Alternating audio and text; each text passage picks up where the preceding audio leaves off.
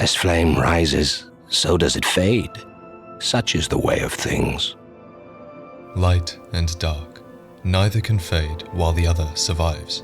This is the law of the Dark Souls universe, and all the characters within are bound by its principles. But it was not always this way. Once, long ago, the world was grey, without heat, cold, life, death, light or dark. But then the first flame appeared. After the advent of fire, the ancient lords found the 3 souls, but your progenitor found a 4th, unique soul, the Dark Soul. Your ancestor claimed the Dark Soul and waited for fire to subside, and soon the flames did fade, and only dark remained. Thus began the Age of Men, the Age of Dark. This was the natural progression that was supposed to take place in the world. It was supposed to be the Age of Ancients, and then the Age of Fire, then the Dark Age of Man. However, Lord Gwyn trembled at the dark, clinging to his Age of Fire and in dire fear of humans and the Dark Lord who would one day be born amongst them. Lord Gwyn resisted the course of nature by sacrificing himself to link the fire and commanding his children to shepherd the humans. Gwyn has blurred your past to prevent the birth of the Dark Lord. What Gwyn did could be called the first sin, for he resisted the course of nature. He forced the darkness back, and from this moment forth the light and the dark have been in a constant ebb and flow, like the rising and the falling of the tide. In the ending of Dark Souls 1, we are a part of this flow. The world is in the grip of darkness, filled with broken, tired characters. We tear through the remains of their fragile world and are guided to the kiln of the first flame. Here we have a choice.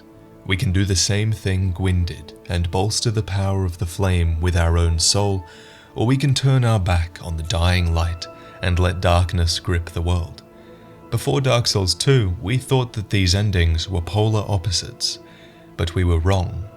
The choice itself is irrelevant, and whether you linked the flame or whether you turned your back on it, your choice would have led to the events of Dark Souls 2.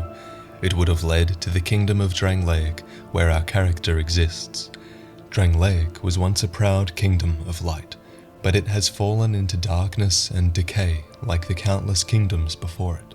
No flame, however brilliant, does not one day splutter and fade. But then, from the ashes, the flame reignites, and a new kingdom is born, sporting a new face. It is all a curse. And it is your cursed flesh that will inherit the flame.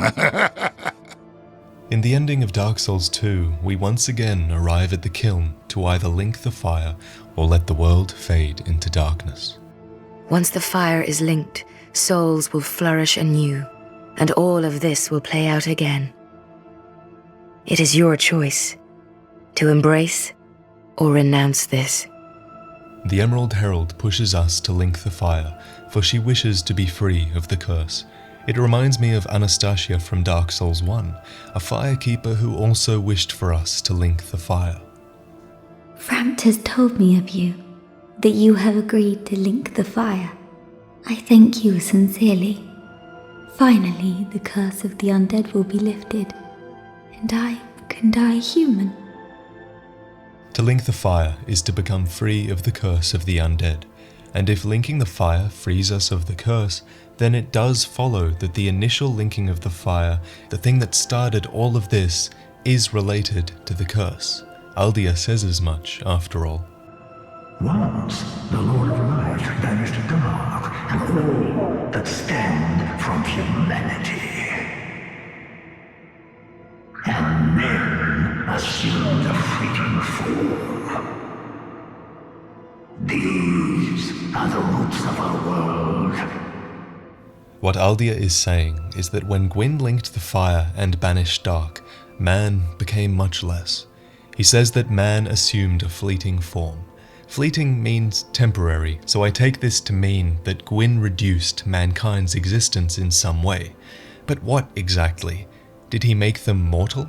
Did he place the undead curse upon them, causing them to return to their hollow state? And as far as I know, there's nothing in the game that explicitly explains what Gwyn's linking of the flame did to man. My current theory is that Gwyn actually linked the fire to humanity, which would explain a lot. By doing this, he could feed the flame with humanity's souls, plus it would explain why we respawn at the bonfire, why we kindle the bonfire, and why we're drawn to it even though our nature is inherently dark. Agdane says, In the past, humans were one with the dark.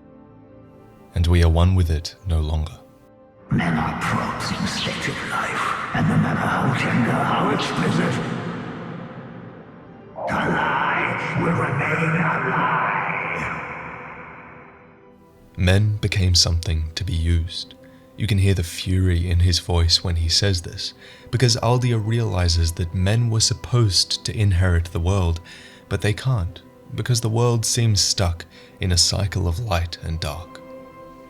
Men had everything taken from them, but this defines them. They are fateless, but they still want for more, and so they loved, they lost, and they achieved, all within the bounds of their desire. Peace grants men the illusion of life. While the flame is at its height, and the world is peaceful, mankind seems able to die. We know this because the curse of undeath is always listed as something that appears, rather than something that has always existed. Usually, this happens sometime after the fire has been linked, perhaps as soon as it begins to fade. For example, Gwyn was undone long after he linked the fire, and similarly, Vendrick started to fear the curse after his reign had begun. He began to fear men who would not die, men who were cursed to return to their hollow state. Shackled by falsehoods, they yearn for love, unaware of its grand illusion. Until the curse touches their flesh. We are bound by this yoke, as true as the dark that churns within men. This is the fate that the Emerald Herald, Vendrick, and Anastasia want to avoid by linking the fire. They want to be free from the curse of the undead so that they can become human and die. Better to die than to become a soulless husk like you see in the trailer. So in the original ending of Dark Souls 2, you could choose to link the fire, or you could choose to let it fade. Both are irrelevant, because the world of Dark Souls 2 is defined by the countless civilizations that have risen and fallen. This one ending, where you ascend the throne, and the Emerald Herald tells you you can link the fire, or walk away from it, is the same as the two endings of Dark Souls 1. Because whether you link the fire, or extend the Age of Dark, you become part of the cycle. So Dark Souls 2 gives you no in-game choice to be made, because in this game, you are supposed to have learned that there is no significant choice to be made. If you link the fire, the cycle renews, and if you choose not to, eventually an undead will rise who can unseat you and link the fire. That's who your character in Dark Souls 2 is, after all. Vendrick was the Lord of Light before you, but after spending countless years researching the curse, he realized that it was all futile. His soul's description says that he is the one who should have linked the fire, but he became overwhelmed by despair and seems to have accepted the darkness instead. One day fire will fade, and dark will become a curse. Men will be free from death, left to wander eternally. Dark will again be ours, and in our true shape, we can bury the false legends of yore. Vendrick is inclined to believe that there are two choices, to link the fire or let it fade. He believes that by accepting the darkness, the world will eventually pass into an age of man built around their dark souls. Only, is this our only choice? And while it is true that we have never seen exactly what happens once the flame fades entirely, Aldia is a character who believes that it never will. Young Aldia, there are but two paths. Inherit the order of this world, or destroy Only a true monarch can make such a choice. To link the fire or to let it fade.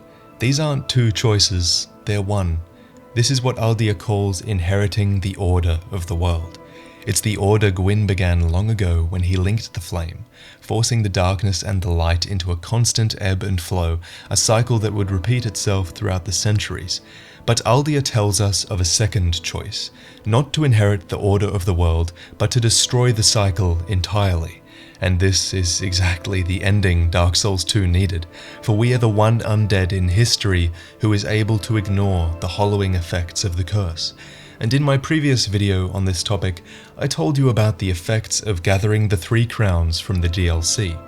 When you have the 3 crowns, it doesn't cure the undead curse, it stops you from hollowing. And once you have united the crowns of lords long past, you have the ability to ignore your fate.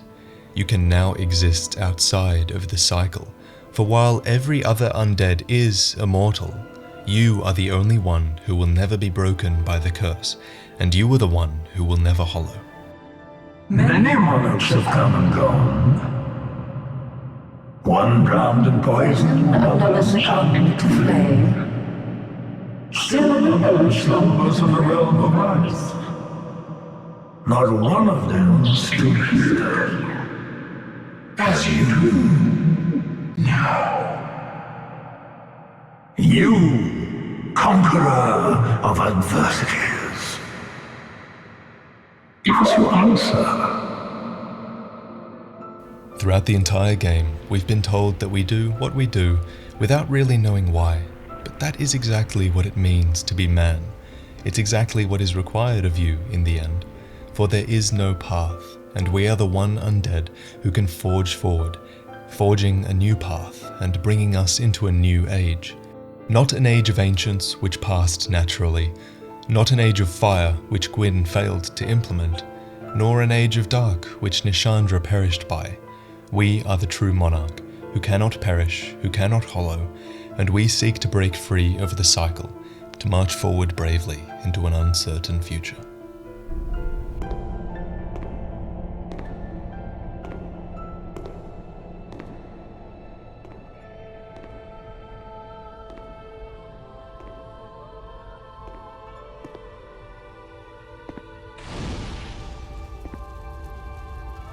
There is no path.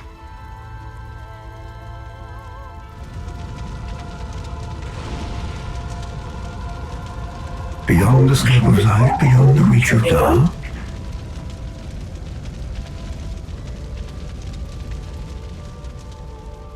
What could possibly await us?